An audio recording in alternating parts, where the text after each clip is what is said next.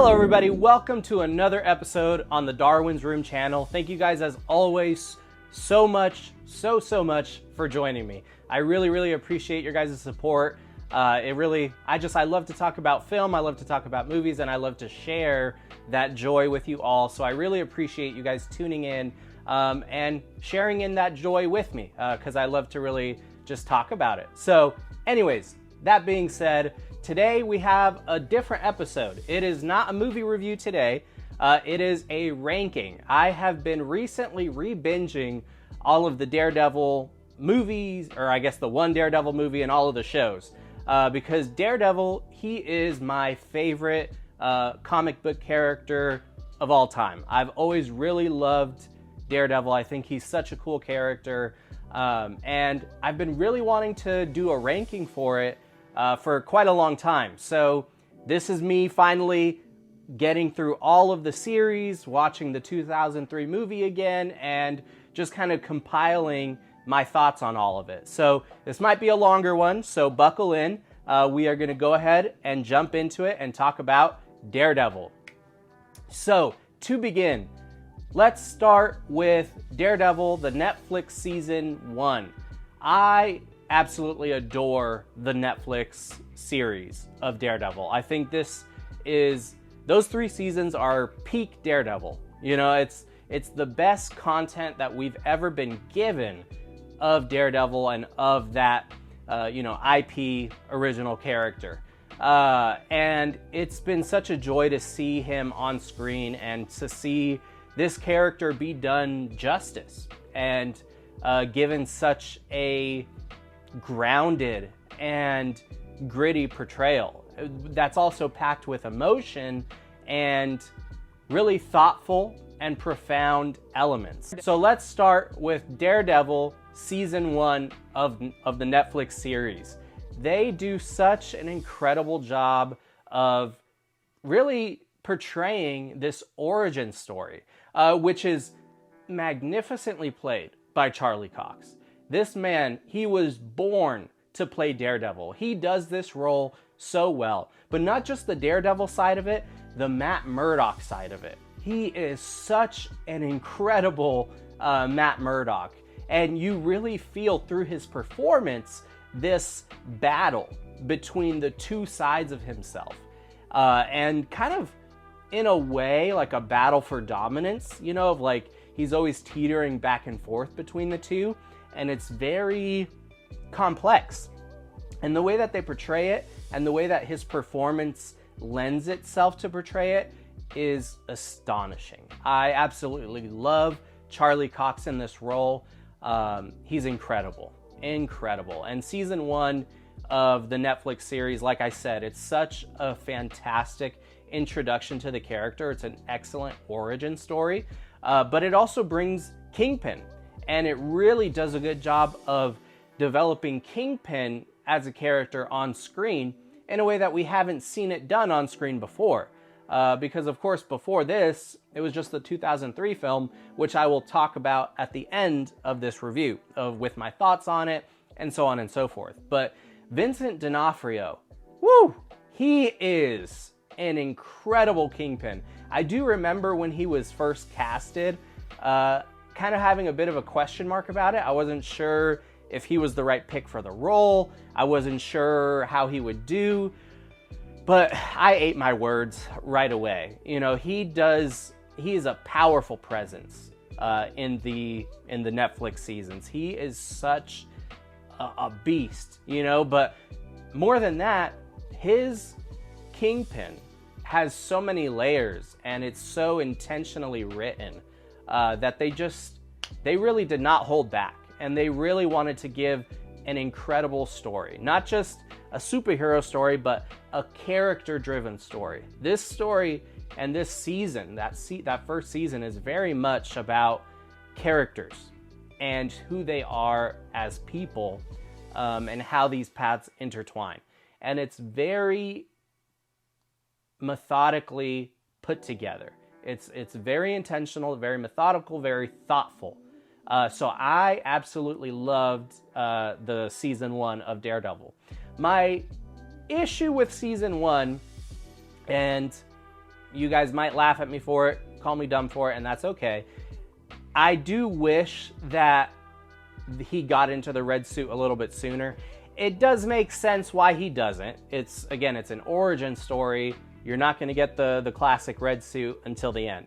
I get that fully, entirely. So I get that. But I've just never found the black suit to be appealing. I think it just doesn't look that great. So that's always been my hang up with it, is just the fights. They're great and they are incredibly well choreographed and they look awesome and they're intense and very investing in that way. But just in terms of visual appeal, it's just not a great suit. And I don't think it's supposed to be, because even the character Claire, who is played by Rosario Dawson, she even pokes fun about the suit, saying that he has a crappy suit, which is true. So I think it's not supposed to look good, but again, it's an origin story. So it's forgivable in that way. And I think it takes a little bit of time coming together, that first season. There's a lot of setup, and I feel like the end of the season,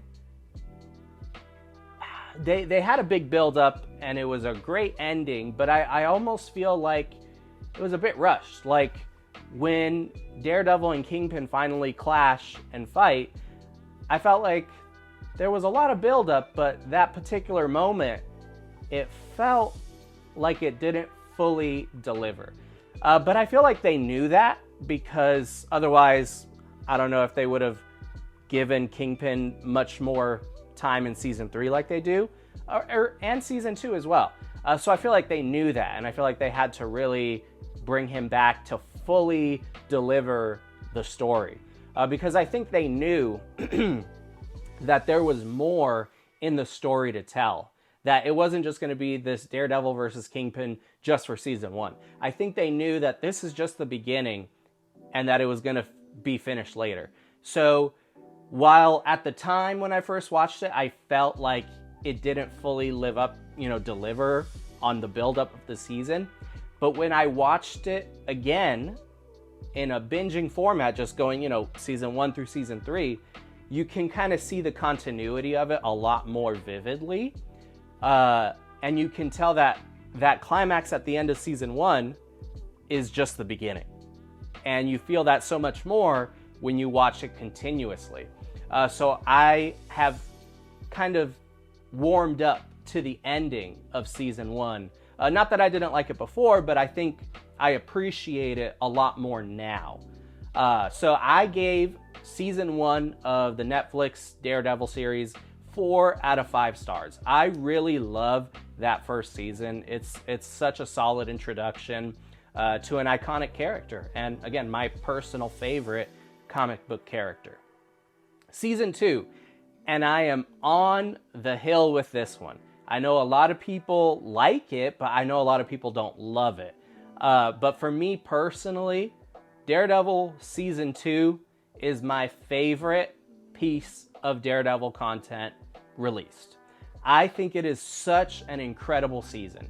Not only does it give you the classic red suit and they fix the mask and it looks freaking cool, but they deliver on top of the action and the brutality, that gritty action. Like, I love the hallway and stairwell fight with the biker gang, and he's trying to keep them away from Punisher and this and that. That is an incredible fight scene. And I believe that one is one of the one-shot takes, and it was such a solid fight. And it's incredible. And then the fight scene in the jail, in the prison with the Punisher is a riot. It's a riot. Those are some of the best fight scenes that I have seen in a television series, hands down. I don't think I've seen much better fights than those fights in a television series, because those are top notch. But in addition to all of that, the story feels so emotionally driven. And there's really nice and complex dynamics, especially when Elektra gets introduced into the mix. And we get a really great representation of Elektra. And she is played so incredibly well. I really like how Elodie Yung, how she played Elektra. I think she does such a great job. Her and Charlie Cox have excellent chemistry together, and their kind of like their bickering and their love-hate dynamic that they have with one another was really interesting and appealing to watch. So I was very intrigued by both halves of the season. I've heard season 2 be described as 2 halves. There's a half with Punisher's side of the story, where it's kind of like the Daredevil and Punisher, and then there's a second half where it's Daredevil and Elektra versus the Hand. And I get that storyline doesn't work for most people, but for me it worked, and I really liked it, and I think that they did a great job of continuing the story while continuing to develop upon these characters that we've come to know and love. Deborah Ann Woll and Eldon Henson as Karen Page and Foggy Nelson. I really feel like they're almost kind of like the heart of these Netflix seasons, because they're not just these, baseless supporting characters. They have so much to do in the grand scheme of the show. They are very active in the things that Daredevil and Matt Murdock are working on. And they get intertwined into this sort of indirectly, and they always wind up getting themselves involved in what Matt is going through. And so it's so really cool how they gave them something of substance. And their performances, I love Deborah Ann Woll as Karen Page. She does such an excellent job. And she's very cool, and I like how later in season 3 they develop upon her character even more and give her some backstory that gives you a little bit of understanding of some of the mystery behind her, because I feel like in season 1 and in season 2 there's a mystery to her. There is kind of light references and discussion of her past, but never anything detailed or specific. Whereas in season 3, we do finally get that, and it felt like such a solid payoff that builds up also to an incredible sequence in the church in season 3. And she's just fantastic. And then Eldon Henson as Foggy, again, he's the one that's very mainly described as the heart of the show, like pretty specifically, because he is essentially the moral compass, and the one that is fighting to believe in the system and fighting to believe in doing things through the legal system and wanting to believe in doing what's right and wanting to believe that good things will happen to good people. And while you can see he can be naive, his character at times, he's very well written, and it provides some excellent discussion between him and Matt Murdock and the dynamic between their friendship, because they are best friends at the end, but things get shaky as Foggy finds out that Matt is Daredevil. And so there's really compelling and thoughtful dynamics that are brought up, and the show takes the time to develop these characters, their backstories, their beliefs, and really goes full send on all of it. And it doesn't shy away. It is so magnificently done. I absolutely loved how they handled all of these characters. And Jon Bernthal as the Punisher. He is the best Punisher that we have ever gotten, and I'm convinced he's the best Punisher we'll ever have. He does this role so incredibly, amazingly, awesomely well. He is fantastic. I don't think there's another person that'll be able to play Frank Castle the way that Jon Bernthal does, because it's on top of the brutality. Again, he gives the brutality and the intensity and the commanding atmosphere of the Punisher, but he also gives the emotionally complex background to his story, and the way that he copes and handles and deals with this trauma of what he's been through in the past, and how he lost his loved ones. It resonates with you. It's so resonant through his performance, and you can just feel it, whether he's saying anything or just sharing a look. Jon Bernthal is such an incredible actor, and he does such an impeccable job in this role. He's astounding, absolutely astounding.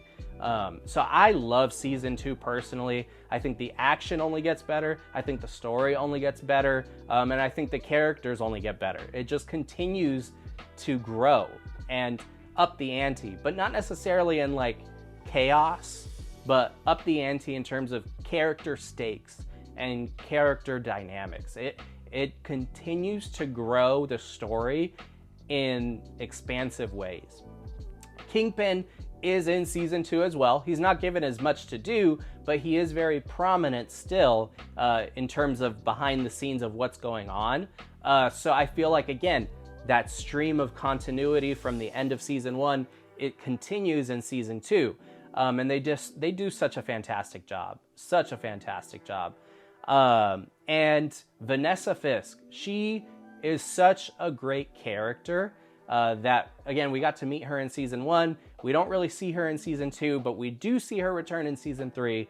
And I love the character of Vanessa Fisk. She is such a complicated person, especially because when we're first introduced to her, if you don't know the comics or don't know any of the types of varying storylines that could happen, you think, is she going to be upset when she finds out that Wilson Fisk is Kingpin? Is she going to be on board with it? The dynamics of how they play with her character are really fun. And Ayelet Zurer, I hope I'm saying her name right, she does such a fantastic job portraying Vanessa Fisk. And so I've really enjoyed her. So Daredevil season 2, I give that one a 4.5 out of 5 stars. I don't give it a full 5 because I do admit there are some things that don't fully work, that I think could have been executed a little bit better. But in general, I think it is emotionally compelling, excellent action, and perfectly develops upon the story in meaningful ways. Now, season 3, this is most people's favorite season of Daredevil. So I can understand the love for season 3, and I myself do love it. I just don't think it's a 5 out of 5. And again, season 2 is my favorite, whereas I understand for most people it goes 3, 1, 2, and then Born Again. But I do love it, but for me personally, again, season 2 is the best one to me. But season 3, again, incredible story. They continue to not shy away from developing these characters. They're given so much to do. There's really thoughtful, intentionality behind the pen that's writing the script for each of these characters and for each episode. They are so intentional with how they are doing it. And I love this season. And however, if you don't know, season 3 does not take place right after season 2. Season 3 takes place after The Defenders, which occurs between season 2 and season 3. So let me quickly, I apologize, give my thoughts on The Defenders real quick. I like The Defenders. It's okay. I don't love it. I don't hate it. I like it, but it's not fantastic by any means. I think it could have been better. It doesn't do too much to justify its existence, really. Like, I understand that they had to bring Jessica Jones and Luke Cage and Daredevil and Iron Fist, all of them together, because they each had their solo series that were building to this limited series. But I feel like the payoff could have been so much better. I wasn't fully sold on the execution of it. And it kind of it takes a little bit to get going. And by the time it does get going, it's not that great. It's okay. There's solid action. I always love seeing Daredevil on screen. I like Luke Cage's character. Iron Fist was super mediocre, if not bland. Jessica Jones, I love Jessica Jones. I think she's an awesome character. And I did like seeing them wrap up the Elektra Natchios storyline, because season 2 ends on a cliffhanger for Elektra and Daredevil, whereas in The Defenders, that is answered and explained, and they do a good job closing that up and wrapping that up. So The Defenders, in general, it doesn't succeed in what it's trying to accomplish for the most part, but it's entertaining. I did have a good time with it. And a silly thing is, I did like the intro, the title card. Daredevil has a iconic title card. I love the soundtrack of that title card and the animation of it. It's fantastic. And I like the Defenders one as well. So yeah, I enjoyed it, but I didn't love it. I would give the Defenders 3 out of 5 stars. So going back to season 3 of the Netflix Daredevil series, it picks up after the Defenders and after what happens at the end of the Defenders. And so we find Matt Murdock in a state of trauma and he's emotionally battered because he has lost, and I'm just going to spoil it. So spoiler alert, because this came out a long time ago. So if you don't know about this, then I don't know, you should know. Spoiler alert, Elektra Natchios, she does die at the end of the Defenders. And Daredevil almost dies. And so in season 3, we pick up with him recovering, and he's going through a recovery process as he's trying to not heal from his physical ailments, but his emotional hurt and mental damage as well, from the trauma of losing someone that he loves so dearly, that he already felt like he lost in season 2, thought he got her back in the Defenders, and then lost her again. So he's going through it, and his faith is really put to the test throughout season 3. And we find him at the beginning of this season in a state where he believes in God, but he's kind of like against God, in a way. And for me, being someone of faith and being a Christian, Jesus follower, it was such a compelling dynamic. And I really loved seeing this element of this character who's very devout in his faith, struggling with it and kind of getting to a point where he feels like, he's going to walk away from it. But seeing how the church welcomes him anyway and loves him anyway, I thought that was really fantastic. The father, the priest, in every season, he drops bars. Every single season, 1, season 2, season 3, he provided so many amazing lines of thoughtful advice, not just to Matt Murdock, but it almost felt like to the audience. He gives really compelling advice, and he uses fantastic analogies. And I always thought that element of faith and religion and how it pertains to Daredevil's character and Matt Murdock as a person was so amazing. I loved how they handled it. I loved how they didn't shy away from this season of how he's struggling in his faith in this particular season. They do it so well, and they do it really intentionally and meaningfully, and I really loved it. Then there's also the sister in the film, one of the nuns, and I won't spoil anything about her character because it is such a beautiful dynamic that she brings between her and Matt Murdock, and it's just cool to see how that develops and what that develops into, and I really enjoyed it. And it builds to an incredible finale. As we see Daredevil heal, as we see him put back on the suit. However, one issue I have with it, and like I mentioned in season 1, and you guys might like it, but I personally don't find the black suit very appealing. I think it's boring and kind of ugly. So I was disappointed that this entire season he's in the black suit. He doesn't ever put back on the red suit, but we do get to see the red suit in a different way, because Bullseye is also introduced in season 3, and he is magnificently portrayed by Wilson Bethel. He gives such a primal performance. I love the theme throughout all of the Daredevil shows of this emphasis on the primal scream, and them just yelling in full anger at the top of their lungs. It's intense. And Wilson Bethel, he steps up to the plate for that task because his performance is so primal and intense, and off-putting. And it was just such a sight to see, to have this iconic villain on screen and done proper justice. So I loved it. And the way that he is helping Kingpin and the dynamic between Kingpin and Bullseye is really well done.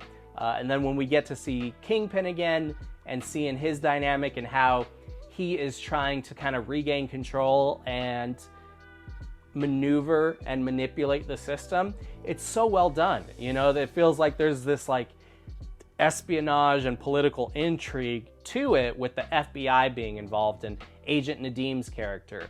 Very well done.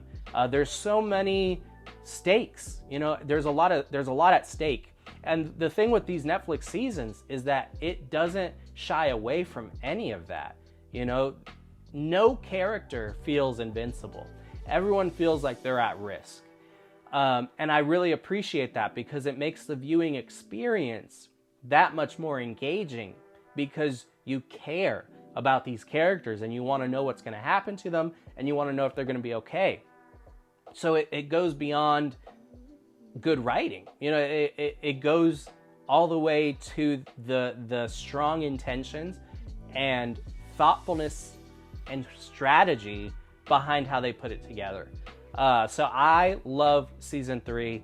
And even though I don't like the suit, the ending, that final climax, you know, that Daredevil versus Kingpin showdown, it is impactful, you know, because it's not just the fight. You could tell there's a lot of emotion behind the both of them. And for Daredevil, for Matt Murdock in particular, as he's been struggling with his faith, and throughout the seasons he doesn't kill, but he really wants to kill in this season. He really is trying not to, but he's convinced that he's going to kill Kingpin. And so when it gets to this final showdown, there's a lot of emotion in that. So it's not just the fight, it's what's been leading up to the fight, and all of the emotion, the trauma, the mental turmoil that they've both gone through. It just feels really evident in that sequence. And that whole season does an excellent job leading up to that. However, I will say, again, there are some elements that feel just a touch rushed, that I wonder, while I do love the episode where Deborah Ann Wool's character, Karen Page, is given more backstory, I wonder if they could have done that a little bit differently, or maybe shown her backstory earlier in the season, because it causes the end of the show to feel rushed, because they take a whole episode essentially, or almost a whole episode, to explain her backstory. And while it is a good time to do it, I felt like it cut the pacing. You know, it very abruptly brought the pacing to a halt. It kind of got distracted in that, and then it finished it off. But that's kind of a nitpick, you know. I'm just here complaining, saying if they would have added an episode so that it didn't feel as abrupt and could have a little bit more naturally flowed into the finale, that would have been ideal. But that's a nitpick. So Daredevil season 3, I would give it 4 out of 5 stars. Same as season 1, although it is a higher 4. You know, like if I were to be specific, like season 1 would be like a 4.1, and season 3 would be like a 4.3. Whereas again, season 2 is a 4.5. So yeah, I love the Netflix seasons. So when Daredevil Born Again was announced, you could imagine I was really excited, because season 3 had premiered, and then it was announced that there wasn't going to be another season, and we didn't know what was going to happen. And then we got announced Daredevil Born Again, after Disney acquired it.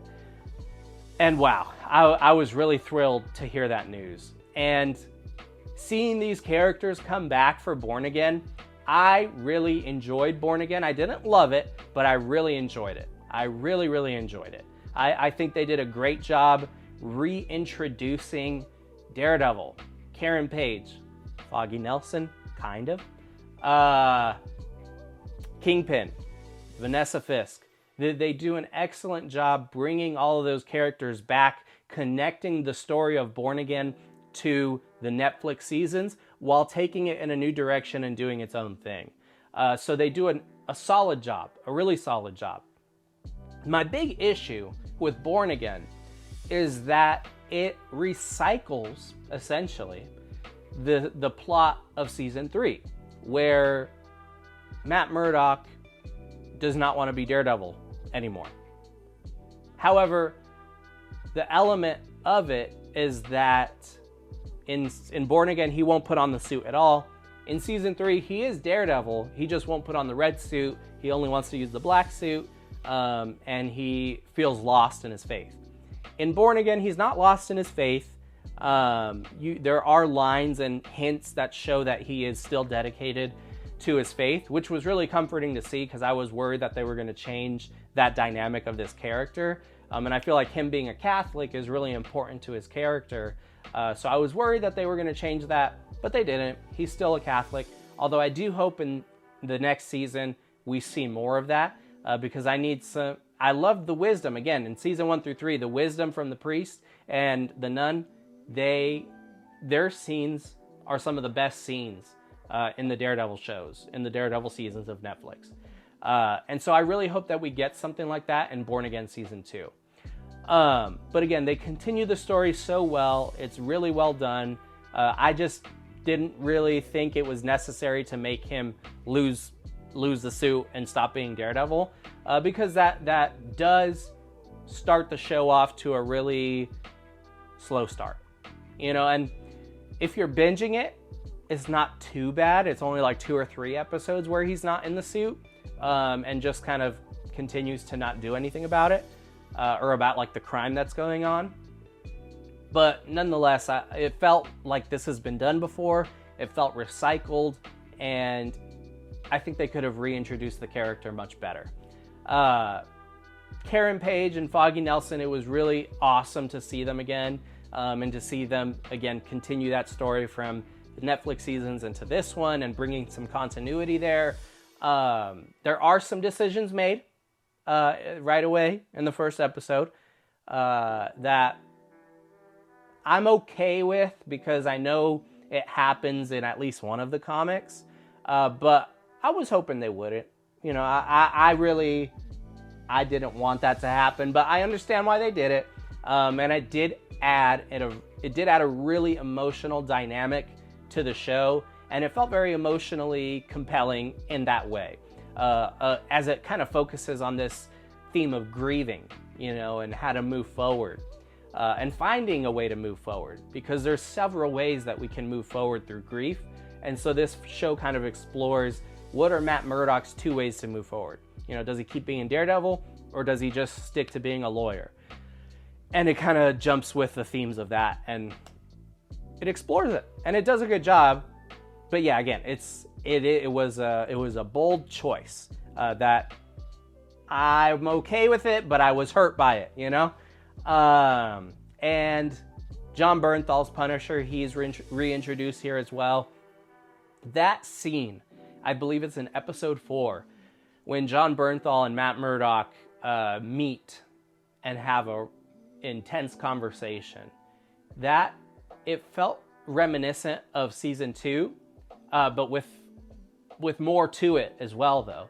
That is probably my favorite character interaction between Daredevil and Punisher that we've gotten on screen. Like, between season 2 and this, I think that particular scene tops it all. That was such an incredible scene. The emotion and the gravity of the situation, of the conversation, felt heavy, and it felt authentic. And their chemistry with one another to portray that level of gravity was astonishing and very compelling, and I absolutely loved it. And it's so well done. It's incredibly well done. I really love that particular scene. In terms of Kingpin, he is mayor. And the plot of this season is that Wilson Fisk becomes mayor, and him and Vanessa Fisk are, trying to figure things out. And Daredevil, is catching on to it, which is essentially what eventually gets him to put back on the suit. Not exactly, but different. Muse, we get introduced to the villain Muse, who I thought was awesome. My one gripe maybe would be that I wish he got more screen time. I feel like he was quickly introduced and then quickly done with, and I would have enjoyed seeing a little bit more of his character. Maybe we'll see him again. I have heard some rumors of the character backstory in the comics. I don't believe I've ever read one of the comics with Muse in it, so I'm not entirely sure. But regardless, he was a cool character, a cool villain, a really intense villain, and the way that they handled his character for the screen time that he was given, I really liked it. I do agree with other people that I wish he got more time, but I do enjoy a lot what we were given. The action, incredible. The fights are so intense. I feel like they didn't shy away from the brutality of the Netflix seasons. It's not as brutal. I don't think it ever meets the level of the Netflix seasons, except for one scene with Kingpin in the season finale. That scene, I think, is probably the most violent scene that we've gotten. But in terms of the fighting, I think the Netflix seasons are still the most intense. But this season is still intense and brutal and really entertaining in terms of the action. And the acrobatics, you know, we see more of Daredevil's acrobatic skills because it has the budget to do it. And it looks great for the most part. There are some parts where you can tell they did too much CGI, and I don't quite understand why they did it, particularly in the first episode with the big, bold decision that they do. I feel like there's a lot of CGI in that fight that didn't need to have CGI, so I don't really understand that. But other than that, most of the fights felt really well done, and they didn't have too much CGI in it. And I really liked it. It was really entertaining and very cool. And we do get introduced to some new characters here. Margarita Lavina, she plays Heather Glenn. She does a good job with her role. I think you're designed to like her character until you don't, you know, until a specific moment. And it is frustrating, you know. Yeah. Her character, you like her at first, but she becomes frustrating at a certain point, and even more frustrating at another point. So I didn't fully appreciate her character, but the actress, she does a good job, and I can see why her character had a certain viewpoint, in the sense that she needed to in order to kind of stir Matt Murdock in another direction to lead him to do what he's going to do. So I really liked it. I like what they did with her character in terms of why they needed to do it. But she is frustrating, but I think she's supposed to be. So I can forgive that because I think it's very intentional. Michael Gandolfini, he plays Daniel Blake. I forget where else I've seen him, but I know I've seen him in other movies. He does a good job here. I liked his character. He's an interesting character.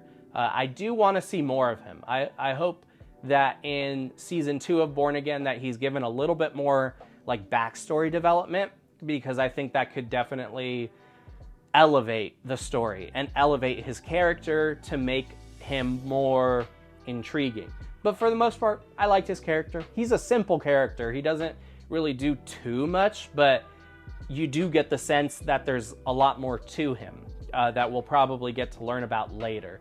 And I love his character, Daniel Blake, the relationship he has with Bibi Urich.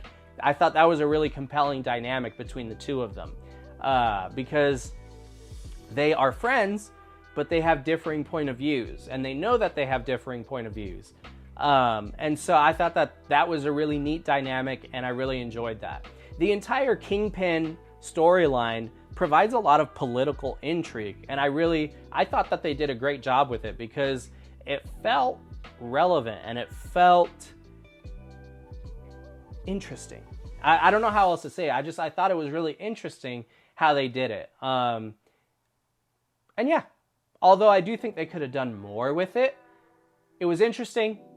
It was thoughtful. It felt well done. I really liked it. I thought that the Kingpin storyline was really cool. I particularly enjoyed the parallel in episode, I believe it's 6. I want to say it's episode 6. At the end of the episode, Matt Murdock becomes Daredevil again, and Wilson Fisk becomes Kingpin, or you finally see that he never stopped being Kingpin, more so.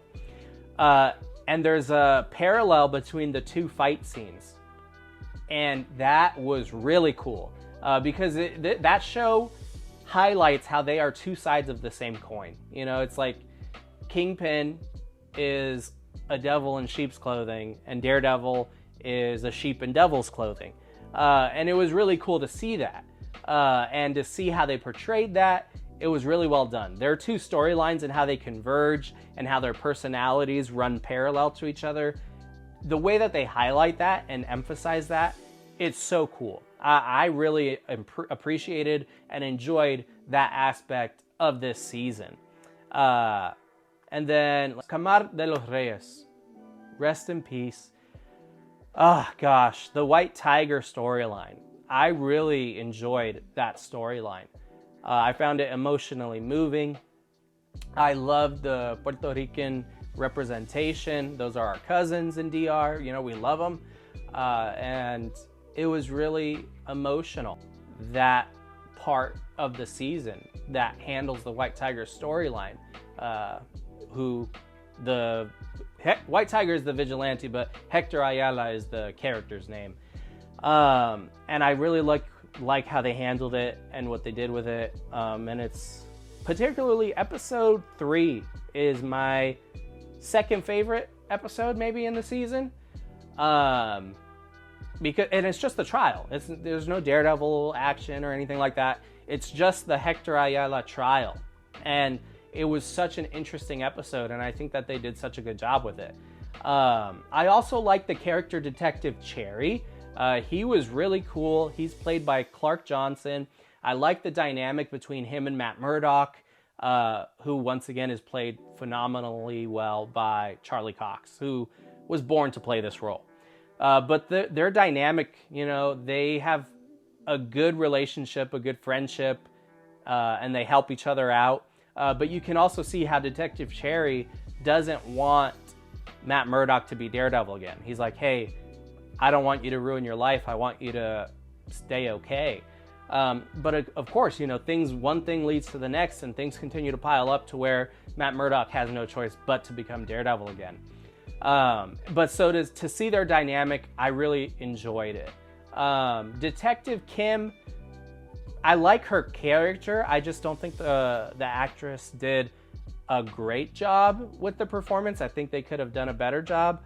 But they did fine though. I think I was expecting a little bit more. But I am excited to see how they continue to develop upon that character in future installments. Or, you know, like in the next season. Hunter Duhan, he plays Muse. And like I mentioned, Muse is great. He's awesome. I really like that villain character. Again, I don't know any backstory about the character. I haven't read any comics with him. But in this show, I thought he was so cool and intimidating. And I really liked him. And, you know, I don't know if we'll see more of him. Again, I've heard rumors of kind of like how the story plays out in the comics. I haven't read those specific comics, so I'm not too sure. But he's really cool. I really like the representation of Muse. And he's a serial killer, so he's an intense villain. And he's intimidating because of what he does to his victims. So they do a good job of really kind of emphasizing the danger of who Muse is, and the way that characters kind of get pulled into the mix of Matt Murdock's Daredevil side of his life. It's really well done. So I really like Daredevil Born Again. I think that they did a really good job. There's a lot here to like. I understand that there are elements that people, you know, may not like. And there's some characters that could have gotten more time, like Kirsten, who is Matt Murdock's lawyer partner. They both work at the same practice. And I really liked her character, and I felt like we were gonna see more of her. And then she kind of got sidelined a little bit. So I do hope that in the next season we see a little bit more of her and they continue to build upon their friendship and how they work together. And then Michael Gaston, he does a great job as Chief Gallo, who's really hesitant about Wilson Fisk being Mayor Kingpin, you know? And they do a great job with that story and with that subplot. And I'm interested to see what dynamics will be brought to the table in the next season between Bibi Urick and Daniel Blake, especially after what happens with Chief Gallo. So I'm really excited for the next season, and I think it'll be I think it'll do well, and I think it'll be really good. My big harp with this season of Born Again is that the season finale is anticlimactic because it's a midpoint. It's not a true ending to the season. And so that felt lazy. I think they should have waited until the whole story was done to give a cohesive and complete story. I do not like that they released basically a half season so that we can just anticipate the next season next year. I thought that was really lazy, and I didn't like that. I thought it was pointless, and I think it dampens the effect of this season's story. But nonetheless, like I said, I liked it. It's enjoyable. There's a lot to like here, even if there are some faults, that occur. But I would give Daredevil Born Again 3.5 out of 5 stars. It's a solid show. It's a solid reintroduction of the character, and I'm really excited to see what they continue to do with the Daredevil character in future seasons. Now, bonus ranking here. Daredevil 2003. Fun fact, I have never watched the theatrical version. I hear it's awful. I've only ever watched the director's cut, which I enjoy. As a kid, I loved it. Director's cut, I thought it was fantastic. I had never understood the hate against it because I always really enjoyed it, and I loved it. I loved it so much that I remember one time I was, as a kid, and maybe I shouldn't have watched it as a kid, but anyway, I got in trouble with my parents as a kid, and they knew how much I loved the Daredevil movie, to the point where that was my punishment, was they took away the Daredevil movie and hid it, because I would watch it all the time. That's how much I loved the director's cut as a kid. So my thoughts on that one, as an adult now, it has issues. It has a lot of issues. It's definitely during Ben Affleck's least effective era of performances. His performance is pretty rocky, but he does have some good moments, and he has some cold lines. Like when he says, Mr. Quesada, for your sake, I hope justice is served here today, or justice will find you. Woo! I was like, that's a cool way to lead into the next scene where he's going to put on the suit and go find him. That was really cool, really, really intense. And the action in the Daredevil 2003 movie, I really liked it. It was intense. There's a part where he's fighting in the biker bar, and the fight is intense, and he's jumping around and he's breaking arms and using bodies to slide down a stairwell. It's cool, and it's really stylish, stylized action, and it's really fun. Is it comic accurate? No. They do a lot of things different in this movie than the comics. Colin Farrell as Bullseye, he doesn't work, although I did find him humorous. He was funny. I just don't think it was a good representation of the character. I think the best represented character in this movie was Kingpin by Michael Clark Duncan. He does such an incredible job, may he rest in peace. And I loved him as Kingpin. I was fully enthralled by him as Kingpin. Watching it as an adult, I don't think he is given as much to do as he should have been. And that's where this movie kind of falls apart, is that it's doing way too much at once. There's so many different characters it's trying to introduce, and so many different plot points that it's trying to put together, and it just kind of crumbles. So that's disappointing. And Elektra, I don't like the way that they introduce her character. And the infamous playground scene, it's just silly and it's just cringy, but it is fun to laugh at, so that sounds awful, but there's entertainment in some of its faults in a way. But I don't like how they brought Elektra's character, and I don't really like the plot line where she thinks Daredevil killed her father, because if you watch that scene, it's extremely clear that he didn't throw his billy club, that he was trying to catch it, and Bullseye was right there and threw it. So it doesn't make any sense, because she's there, it shows you that she's there and she sees it, and I just think it wasn't logical. It was poorly written. And it felt like just a means to an end, a reason to get her into the Elektra costume.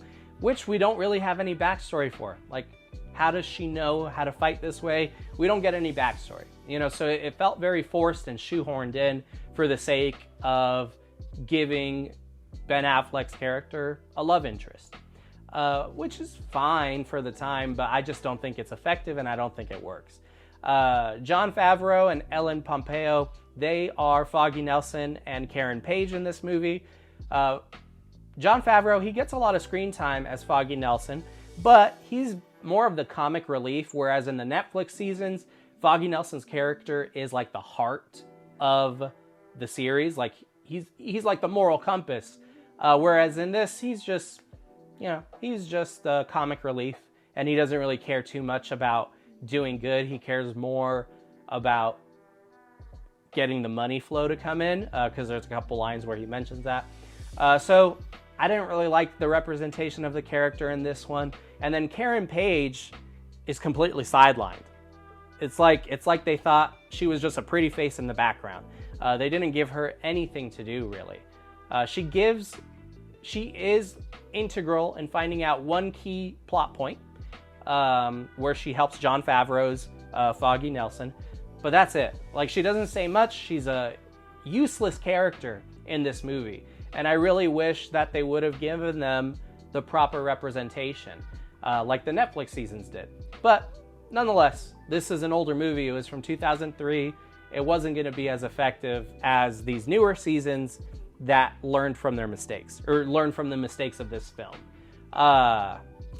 Again, Colin Farrell, he does a good job. Jennifer Garner as Elektra, I like her. I like Jennifer Garner. I think she's a good actress. I enjoy seeing her. And she does a good job as Elektra with the material she's given. The issue is very much just that she's not given much to work with. So the story is really jumbled. It's not very good. It could have been better written. And it is kind of corny. Like, it has its corny moments, but it is fun. And I feel like while this movie is corny and it fails in a lot of things, I feel like it has redeeming qualities. But that could just be the nostalgia talking. For me, I do still really enjoy it, even though I can more clearly see the bad parts of it. But I still like it. It's a childhood favorite for me, so it's gonna be nostalgic. I'm gonna like it no matter what. And the action is great, and while I don't like the Elektra storyline, how it leads to the church fight and then the Daredevil versus Kingpin fight, very cool, because I love both of those fight scenes. I feel like they're both really iconic in my childhood brain, So I think that there's a lot of redeeming qualities here, and it's really well done in terms of the redeeming qualities. The rest of it, not so much. It does take a different approach, because as we know in the current Daredevil portrayal with Charlie Cox, Daredevil doesn't kill. There's very few times in the comics, I believe, that he's killed, and it doesn't work out so well, if I remember correctly. Whereas in this movie, he kind of kills no problem, and he doesn't have any moral query about it. So that was an interesting choice, but I know that they kind of did that a lot more back then, where they just didn't really follow the comic book storylines as closely. They were used more so as loose inspiration. So it doesn't do what it could have done. I think it had the potential to be great, and it just, it wasn't. But again, I still like it because it's a childhood favorite, and I can't get rid of that nostalgic connection to it. But I would give Daredevil the 2003 director's cut a 2.5 out of 5 stars. So a, middle of the road right there, just average. I didn't like it in terms of quality. Don't like it, don't hate it. But in terms of nostalgia, I'm always going to like it. I'm always going to like it. I'll always watch it. So those are my thoughts on Daredevil over the years. It's been so cool to see the Daredevil character kind of resurrecting itself, coming back into mainstream media, and seeing newer audiences appreciate this character and what he represents. So I'm really excited to see what they do with Daredevil Born Again Season 2. I think that Born Again Season 1 was great. Not as good as the Netflix seasons, but better than The Defenders and better than the 2003 film. So I think we're on the right track, you know, and I'm hopeful. I feel very hopeful. There's been some set photos that have leaked from, you know, the filming of Season 2 for Born Again, and I'm very hopeful to see what they're going to do with it. And I hope they deliver, you know, and I hope that it provides a meaningful conclusion to Born Again Season 1. Because as I said, I was really disappointed that Season 1, you know, it was a half season. And so I really hope that Season 2 completes it and makes it worth it. So Daredevil, what are your guys' thoughts on this character? Do you like the Daredevil character? Is he one of your favorites? Is he not one of your favorites? Let me know down in the comments below. I'd be curious to hear your thoughts on this iconic comic book character. And what do you think of the 2003 Ben Affleck film for Daredevil? Did you like it? Did you not like it? Let me know your thoughts down below, and I would love to continue the conversation. Thank you guys so much for joining me for another episode, for joining me for this different episode where it's a ranking and not necessarily a review. I've loved talking about this character with you guys all. Again, this is my favorite comic book character, and I've really been wanting to do this for a long time. So thank you guys for allowing me to be able to share my passion for this character with you all. I hope you guys all have a great day, a great week, great night, great morning, whenever you happen to be watching this. God bless you guys. Thank you so much, and stay tuned because I have 3 reviews coming for you guys this week. So stay on the channel. Take care.